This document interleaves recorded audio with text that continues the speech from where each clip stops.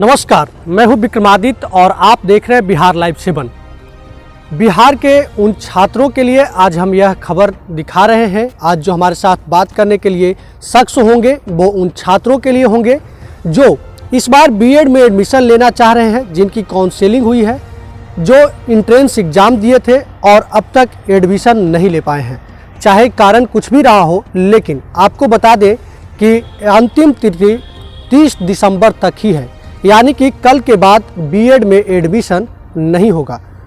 क्या क्या गाइडलाइन है, इन सारी बातों पर हमारे साथ बात करने के लिए मौजूद हैं जहानाबाद के शिक्षाविद और कई संस्थान के निर्देशक संजय कुमार। सर, सबसे पहले आपका स्वागत है बिहार लाइव। आपको भी बधाई, धन्यवाद। सर, जिस तरीके से हमको आप बता रहे थे कि कल के बाद बीएड में एडमिशन नहीं होगा, क्या है? देखिए, बीएड में एडमिशन के लिए जो प्रक्रिया है कंबाइंड सीईटी, जो कि इस बार सत्र 20-22 के लिए ललित नारायण मिथिला विश्वविद्यालय द्वारा आयोजित की गई है और उसके द्वारा टेस्ट लिया गया। फिर बीच में कोरोना आने के कारण काफ़ी विलम्ब हुआ, फिर काफ़ी मुश्किल कोविड को ध्यान में देखते हुए टेस्ट आयोजन हुआ और काउंसलिंग हुआ, first round, second round, third round.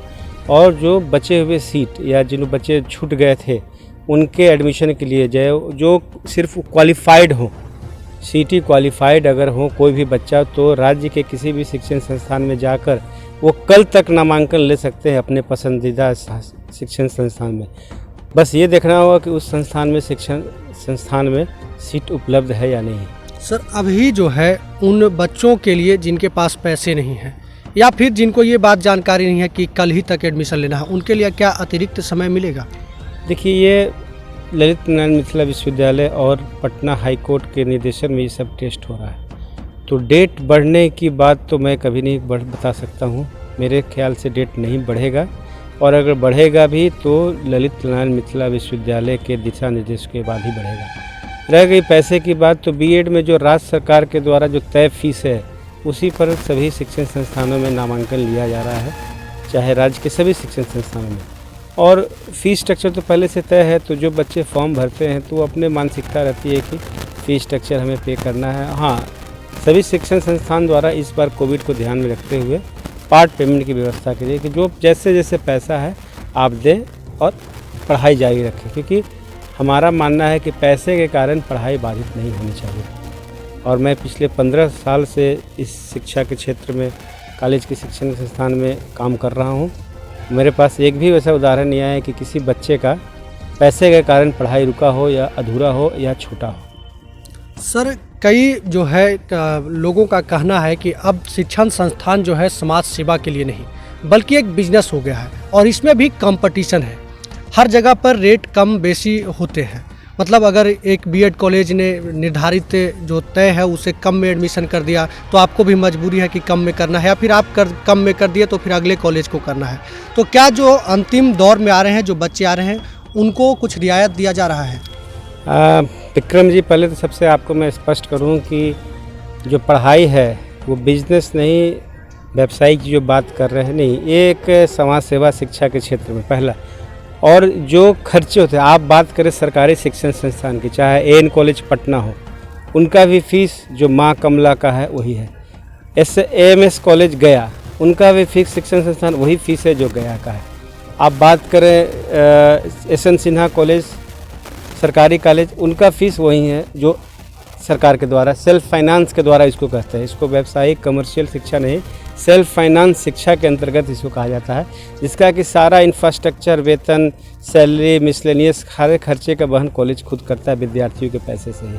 जहाँ तक सरकारी संस्थान की बात करें तो अगर आप आंकड़ा जोड़ें कि जो उनका सैलरी, वेतन आता है, इंफ्रास्ट्रक्चर है, वो सब सरकार के द्वारा दिया जाता है। वहाँ भी फीस उतना ही है। जैसे आप सरकारी कॉलेज मगध यूनिवर्सिटी की बात करें, डिपार्टमेंट ऑफ एजुकेशन, गया कॉलेज की बात करें, तो वो सरकारी कॉलेज है, उनका इंफ्रास्ट्रक्चर का वहन करता है सरकार, फिर भी फीस वहाँ पर है 1.5 लाख।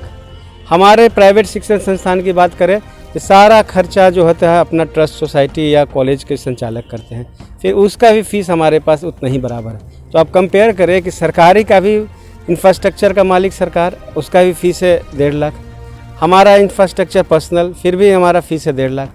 तो कमर्शियलाइजेशन कहाँ हो रहा है आप ज़्यादा बेहतर समझ सकते हैं। सर अभी जो है हम जब आपके कॉलेज में आए थे तो एक दो बच्चे आपके पास आए हुए थे, उनका कहना था कि सर मेरे पास पैसे नहीं हैं।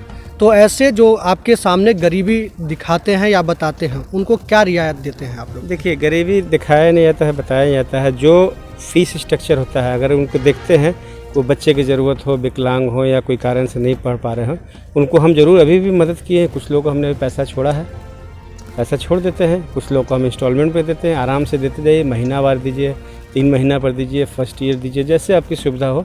बट पैसे के कारण शिक्षा नहीं रुके, ये मेरा पहला प्राथमिकता है। जहानाबाद के लोगों का जो है आपके ऊपर एक ये रहता है, कंप्लेन रहता है, हमेशा शिकायत रहता है कि संजय जी एडमिशन लेते वक्त पहचानते हैं और उसके बाद अन्य जो अतिरिक्त फीस है वो जोड़ते हैं और उस वक्त जाने पे नहीं पहचानते हैं। देखिए, इस पर हमारे यहाँ जो सरकारी शिक्षण संस्थान का जो प्राइवेट शिक्षण संस्थान का जो तय फीस है, उससे हमारे संस्थान में 1 रुपया भी ज़्यादा, आप जिस दिन दिखला दीजिए कि 1 रुपया भी आपके शिक्षण संस्थान से रसीद कटा हो या गैर रसीद, हम उसी से उस कर्मचारी पर हम एक्शन लेंगे, पहला। दूसरा कि जहाँ पैसा की बात है, तो पैसा पहचानने की बात है, तो सवाल है कि हर साल हमारे शिक्षण संस्थान से 1000-1200 विद्यार्थी बीएड अन्य कोर्स करते हैं। तो स्वाभाविक सी बात है कि एक साथ कंप्लीट 3-3 सत्र चलता है, तो 3 सत्र का मतलब 3000 विद्यार्थी करंट ईयर में, ठीक है। तो कहीं लोग मिलते हैं, जुलते हैं तो पहचान भी पाते हैं, कभी हम नहीं पहचान पाते हैं, कुछ वो भी नहीं पहचान पाते हैं। छात्रों की संख्या इतनी ज़्यादा रहती है कि हम पहचानना मुश्किल होता है। ये शिकायत रहती है, तो कोशिश करेंगे कि हम सबको पहचानें, लेकिन संभव हो नहीं पाता। हम भी इंसान हैं, डेली हर साल 3-3 हज़ार विद्यार्थी को पहचानना मुश्किल है, लेकिन हाँ, कोशिश करेंगे कि आपका शिकायत रहे कि हम बच्चों को पहचानते नहीं है या फिर नज़रअंदाज कर देते हैं? नहीं, नज़रअंदाज किस बात की शिकायत है। हमने कहा कि हमारे शिक्षण संस्थान में, मेरे ही नहीं, राज्य के किसी शिक्षण संस्थान में, राज्य भर के बीएड राज्य भर के किसी भी शिक्षण संस्थान में ऐसी कोई बात है तो आप मुझे बताएं। मैं पूरे Bihar teachers training college association का सचिव हूँ, मैं उस पर जरूर लिखूँगा। ऐसे कोई भी एक बात मेरे ही संस्थान में, पूरे राज्य की मैं बात कर रहा हूँ। सर आपके कई संस्थानों में सबसे बेहतर कौन सा संस्थान है जहाँ बच्चों को क्लास मिलता हो और अन्य तरीके की सुविधा मुहैया हो? देखिए, आपने कड़ा सवाल किया है कि अपने ही लकीर हमने खींचा है चारों, और चारों में कौन, इसका तो बेहतर आप देंगे, जहानाबाद के विद्यार्थी देंगे, उनके पेरेंट्स देंगे, माता पिता देंगे। बेहतर होगा कि उन लोग बताएं कि हमारे शहर से बढ़िया शिक्षण संस्थान कौन सा है। नहीं, ये पूछने का मतलब ये था सर कि आपके जो संस्थान है उन सारे संस्थान में ज़्यादा सीट खाली रहते हैं, जबकि माँ कमला चंद्रिका जी में सीटें कम खाली हो जाते हैं। नहीं, ऐसी कोई बात नहीं है, सीट सभी की भर जाती हैं। जो नॉर्म्स के तहत जो थोड़ी गड़बड़ियाँ टूटी होती हैं, टेक्निकल एरर होते हैं, इस कारण से सीटें रह जाती हैं, ये कारण हो सकता है। और इससे कोई फ़र्क नहीं पड़ता है कि ज़्यादा हैं, फेमस हैं। हाँ, माँ कमला चंद्रिका जी टीचर्स ट्रेनिंग कॉलेज 15 वर्ष हो गए हैं, तो 15 वर्षों में अभी तक करीब 2 से 2.5 हज़ार विद्यार्थी कहीं न कहीं नौकरी पाए हैं। इस वजह से लोगों का पहली पसंद है। और जब पहला बार जहानाबाद में शिक्षण संस्थान खुला था तो वो माँ कमला टीचर्स ट्रेनिंग कॉलेज ही था, जिसमें कि लोगों को शुरू में जब नया खुला तो लोगों को विश्वास भरोसा नहीं होता था, लेकिन धीरे धीरे लोगों को विश्वास पे खरा उतरने लगा। ये भी कारण हो सकता है, लेकिन हमारे लिए ये सोचना नहीं, हमारे लिए चारों संस्थान, हमारे सभी संस्थान बराबर हैं। और न चारों ही नहीं, मेरा संस्थान बिहार भर के, पूरे बिहार भर के जितने बीएड कॉलेज हैं वो मेरा संस्थान है। छात्रों से क्या अपील करना चाहेंगे? छात्रों से अपील यही करेंगे कि आप एडमिशन जाएं, शिक्षण संस्थान में जाएं, डायरेक्ट बात करें, एडमिशन लें। शिक्षण से अगर खाली रह जाते हैं, आपके एडमिशन नहीं हो पाता है, तो अभी फिर नया सेशन 20-21 निकलने वाला है।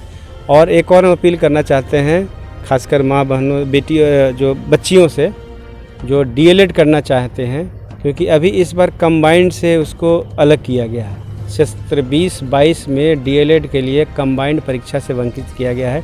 इस बार कॉलेज को मार्क्स के आधार पर लेने के लिए कहा गया है। तो हम अपील करते हैं कि अपने भविष्य को देखते हुए शिक्षा पढ़ाई आगे बढ़ाने के लिए आप डीएलएड कोर्स करें। राज्य भर के करीब 316 कॉलेज हैं, राज्य में कहीं भी जाके, किसी भी शिक्षण संस्थान में जाके वो नामांकन लें और अपना कम समय में वो अच्छे ढंग से पढ़ाई का पूर्ण करें। चलिए, बहुत बहुत धन्यवाद सर।